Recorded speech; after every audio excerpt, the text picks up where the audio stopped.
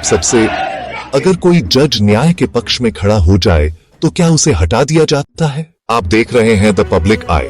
यहाँ हम अफवाह नहीं फैलाते, हम सवाल पूछते हैं तथ्यों के साथ। नवंबर 2024, उत्तर प्रदेश के संभल में एक स्थानीय अदालत ने जामा मस्जिद के सर्वे का आदेश दिया। यह आदेश एक याचिका के बाद आया जिसमें दावा किया गया था कि मस्जिद एक प्राचीन मंदिर के ऊपर बनी है। सर्वे की केएच पर फैलते ही इलाके में तनाव बेरहाए गया और विरोध प्रदर्शनों ने हिंसक रूप ले लिया। पुलिस और प्रदर्शनकारियों के बीच हुई झड़पों के बाद हुई फायरिंग में 5 मुस्लिम युवकों की मौत हो गई और कई लोग गंभीर रूप से घायल हुए। इन्हीं घायलों में से एक थे मोहम्मद आलम, जिनकी कहानी इस मामले का एक अहम हिस्सा बन गई। अपने बेटे के लिए इंसाफ की तलाश में मोहम्मद आलम के पिता यामिन ने हार नहीं मानी और कानूनी रास्ता अपनाया। उन्होंने अदालत का दरवाजा खटखटाया और एक आम नागरिक की इस शिकायत को गंभीरता से लिया गया।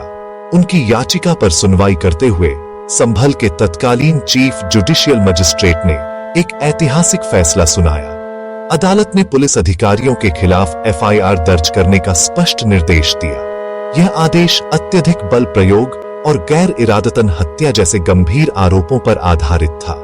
यह कानूनी प्रक्रिया की निष्पक्षता और जवाबदेही सुनिश्चित करने की दिशा में एक महत्वपूर्ण कदम था। कई लोगों के लिए यह कानून के राज्य की एक मिसाल थी, जो दिखाती है कि कोई भी कानून से ऊपर नहीं है। लेकिन इस आदेश के बाद एक ऐसा घटनाक्रम हुआ जिसने कई गंभीर सवाल खड़े कर दिए। आदेश जारी होने के महज कुछ ही दिनों के अंदर उसी जज का तबादला कर दिया गया। सरकारी रिकॉर्ड में इसे एक रूटीन ट्रांसफर बताया गया, जो प्रशासनिक प्रक्रिया का हिस्सा था। लेकिन इस टाइमिंग ने जनता के बीच संदेह पैदा कर दिया। सवाल अब भी कायम है, क्या यह सिर्फ एक संयोग था या इसके पीछे कोई और वजह थी? लोकतंत्र में सवाल पूछना गुनाह नहीं है। क्या न्याय व्यवस्था पूरी तरह स्वतंत्र है या फिर संवेदनशील मामलों में दबाव महसूस होता है?